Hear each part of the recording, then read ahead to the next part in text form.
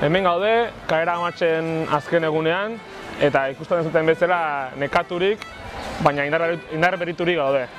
Indar berriturik euskal preso politiko guztiak etxera ekartzeko borrokan. Hau, beste pausu bat izan da, eta datozen hilabeteetan ere borroka honekin jarraitzeko deia egin nahi dugu Euskal Herriari.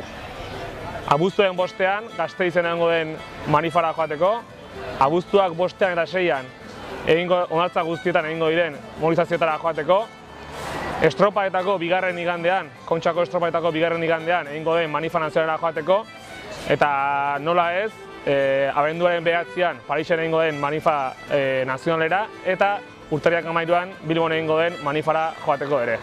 Guztion artean etxera ekarriko ditugu.